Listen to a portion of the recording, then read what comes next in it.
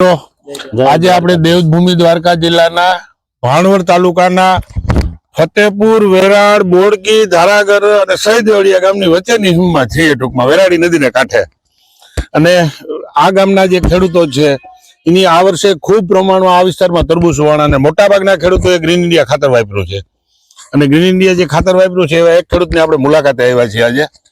તો આપણે ખેડૂત હારે ચર્ચા કરીએ અને એને તરબૂચ કેવા થયા, તરબૂચમાં એને ગ્રીન ઇન્ડિયા નાખવાથી રાસાયણિક દવા કેટલી ઓછી છાંટવી પડી, રાસાયણિક ખાતરનો કેટલો ઓછો ઉપયોગ કરવો પડ્યો અને ખર્ચની દ્રષ્ટિએ એને શું શું બેનિફિટ મળ્યા એવા ચર્ચા કરીએ. તમારું આખું નામ શું? મારું નામ જેહાભાઈ, જેહા ભીમા ગોજિયા. જેસા ભીમા ગોજિયા. તમારું ગામ?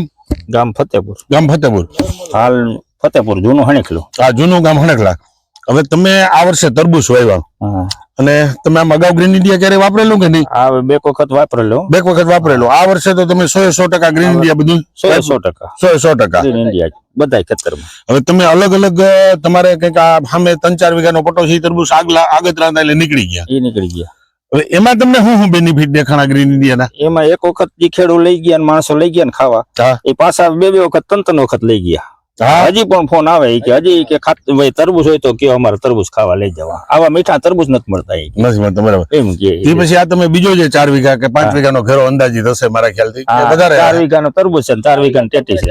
4 વીઘાની તરબૂચ ને 4 વીઘાની ટેટી.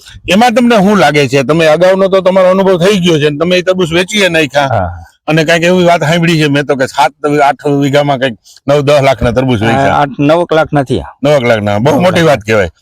પછી બીજી વાત, હવે આ જે તરબૂચ છે એમાં તમને શું દેખાય છે? એ એના જેવા જ થાય, પણ હજી હું આમાં થોડુંક હવામાન ને થોડીક બાકી માલ સારો જ થાય. બરાબર.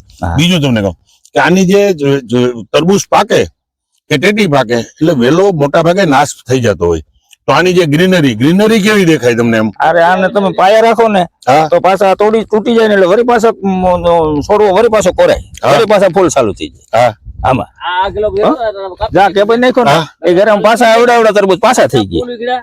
ભાઈ બનાવી લે એનું આમ શૂટિંગ નિરાતે આ બાજુ શૂટિંગ લઈ લે વેલાવનું. જાઓ ઓલા તારા હુકલ વેલાનો કટિંગ કરી નાખ્યું ને પાછી કોણ ભાઈ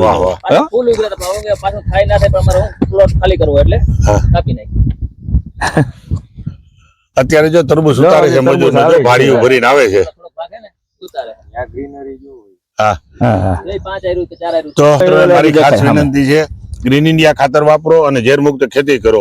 બીજું ખાસ એ કહું કે તમે ગ્રીન ઇન્ડિયા ખાતર વાપરશો ને તો ગ્રીન ઇન્ડિયા અમારું 2 માં મળે છે, દાણાદાર ખાતર પણ મળે છે અને પાવડર પણ મળે છે. બીજું તમારે આમાં છે ને 80% દવા, નહીતર બકાલું વસ્તુ એવી છે કે એમાં દવા છાંટ્યા વગરનું બકાલું થાય જ નહીં, પણ તમારે રાસાયણિક દવા નહીં છાંટવી પડે.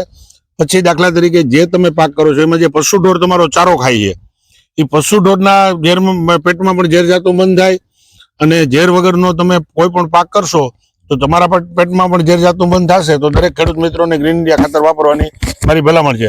બીજું તમારો મોબાઈલ નંબર બોલો. મારો મોબાઈલ નંબર 81 280 32 8 62. મિત્રો, ગ્રીન ઇન્ડિયા ખાતર કેવું આવે છે એનો અભિપ્રાય મેળવવા માટે ખેડૂતનો કોન્ટેક્ટ કરજો અને બીજી વધારે માહિતી મારો કોન્ટેક્ટ કરજો.